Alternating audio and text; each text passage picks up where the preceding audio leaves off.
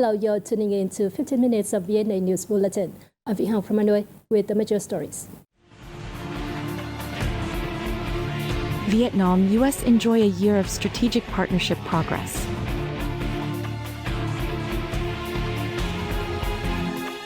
Vietnam's GDP predicted to surpass Singapore's in 2029. And later on, Binh named among world's most beautiful destinations. 1 year after Vietnam and the U.S. upgraded their ties to the comprehensive strategic partnership, the two countries have enjoyed thriving cooperation across multiple domains. This was shared by U.S. Ambassador to Vietnam, Mark Napper, in an interview with the Vietnam News Agency. The relationship between Vietnam and the United States in the past 3 decades has undergone remarkable transformations, as evidenced through the upgrade to a comprehensive strategic partnership. The upgrade itself was a very strong reflection of how far our two countries had come, not only since the comprehensive partnership from 2013, but really over the course of nearly 3 decades of ties, whether it's our economics relationship, trade and investment, defense, health, climate, energy, education, security, all these things. But I think also the upgrade was meant to send a very powerful message to our two peoples, to the Vietnamese and American people, just about how much confidence we have in the future, how much confidence we have in each other, the fact that, Vietnam's success is America's success is Vietnam's success. In the field of technology, notable advancements include the U.S.-based tech giant NVIDIA's plans to establish a research center in Vietnam. American universities, such as Arizona State, are now working on advanced curriculum development to provide Vietnamese students with high-tech education. Defense cooperation has also seen progress, with the U.S. handing over 5 training aircraft to Vietnam and committing $12.5 million to Vietnam's efforts to patrol and oversee its fisheries, natural resources at sea. The two sides have also made strides in energy, healthcare, among others. Of course, well, as I mentioned, one thing that we had been working on for 6 years was this direct power purchase agreement, which allows investors to be able to basically sign a contract directly with a solar farm or a wind farm, and we believe that's going to accelerate development of green energy options. And so, if you're a company that has your own green energy requirements, to be able now to come to Vietnam and have a contract for 20% of your energy to be with the solar farm, I think that will help to spur on not just inbound investment, but will also spur on, again, the creation, the development of new sources of clean energy. American companies are keen on investing in green energy in Vietnam, including offshore wind energy projects. Many new partnerships are also emerging in agriculture, such as a high-quality, low-emission rice cultivation project using U.S. technology in Kunta City, which is assisted by U.S. Department of Agriculture and USAID. Additionally, the two nations are to celebrate the 30th anniversary of the diplomatic normalization and 50 years since the end of the war in 2025. Over the years, Hanoi and Washington have moved from enemies to true friends and partners.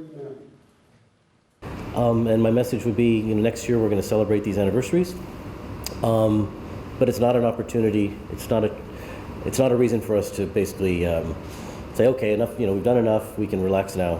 Instead, I want it to be a chance for us to accelerate even more our two countries' relationship, accelerate even more, the acceleration and the growth of and development of our two countries' ties. We still have a lot of work to do together. We still have so many opportunities to grow and build our ties and build our friendship. The message Ambassador Mark E. Napper wishes to convey is one of hope, optimism, and a shared welcome for new milestones in the development of relations between the two countries.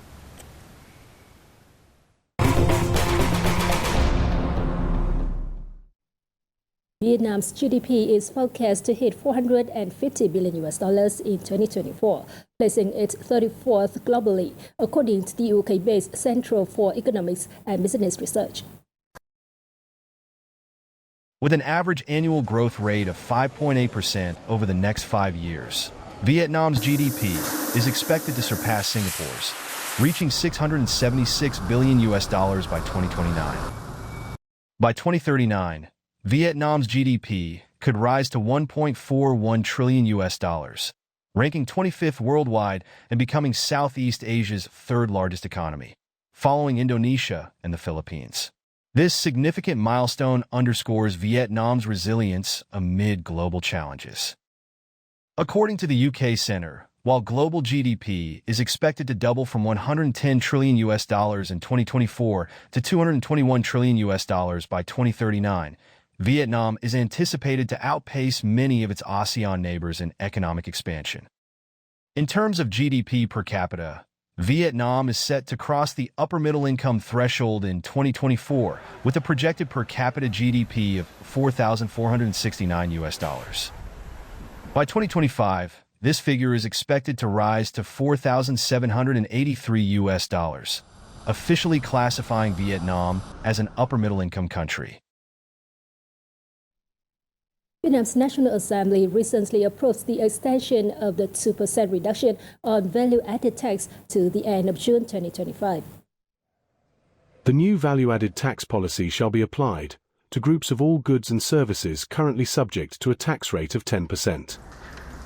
Meanwhile, goods and services that are not eligible for the value-added tax reduction will be the same as previous cuts, which include telecommunications, financial activities, real estate business, metals, and prefabricated metal products. Goods and services subject to special consumption tax, and information technology according to the law on information technology.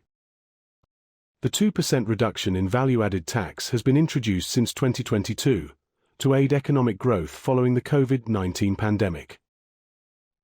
Industrial zones in the northern province of Ninh are targeting the attraction of approximately 100 foreign direct investment projects this year, with total capital for new and existing projects expected to reach $1.2 billion. The Bắc Ninh Industrial Zone Authority said it will coordinate with relevant departments and agencies to prepare zoning plans for 5 new industrial parks and adjust the location of one existing park as part of the province's master plan. Additionally, investment promotion programs abroad are set to be conducted in target markets. Last year, local industrial parks attracted over $4.1 billion worth of investments, over 240% higher than the target. Of this, FDI accounted for over $3.6 billion, while domestic investment amounted to approximately $417 million. To date, the Bắc Ninh Industrial Zone Authority has granted licenses for 2,118 projects from 39 countries and territories, with their cumulative funds exceeding $29.3 billion. Approximately 1,300 projects are now operational across local industrial parks, contributing over 80% of the province's industrial output. The occupancy rate for industrial land under the approved plan exceeds 62%.